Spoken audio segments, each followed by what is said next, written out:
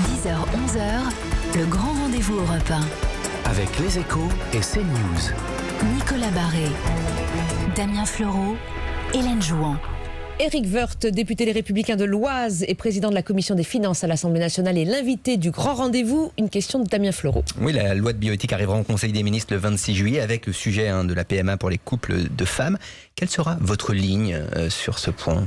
Ma ligne personnelle ou la ligne de l'information politique, je n'en sais rien. Ma ligne personnelle, elle est... c'est compliqué. Et je pense que je suis plutôt opposé à la PMA. C'est pas très populaire non plus de le dire. Non pas que je... C'est le retour de la droite Trocadéro, c'est ce que dit le Premier ministre. De cette expression. Le Premier ministre, oui, il en faisait partie, le Premier ministre. Il en faisait partie. Il n'était pas au Trocadéro. Absolument. Bon, non, mais enfin, il aurait pu y être. Il était contre la PMA. Donc, le Premier ministre, il est très gentil, mais enfin, je sais pas s'il est gentil d'ailleurs, mais enfin, il n'y a aucune raison de rendre sa parole crédible sur le sujet. On fait de la PMA et de la loi bioéthique un outil politique.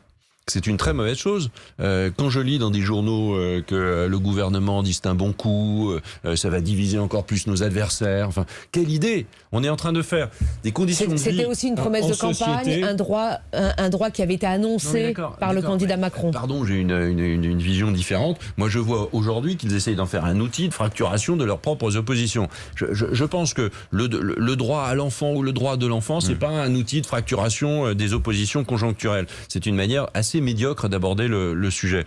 Moi, je crois au bonheur des enfants, je crois au bonheur des familles, je crois aux familles.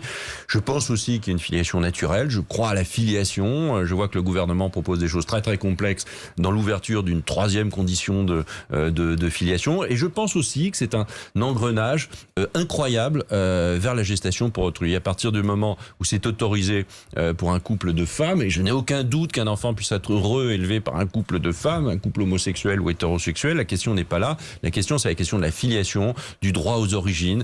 Et la GPA, c'est juste pas possible parce qu'on en vient à une vision commerciale, quasiment commerciale. La marchandisation, dit-on, des corps, et c'est la vérité. Donc ça, c'est juste une ligne rouge.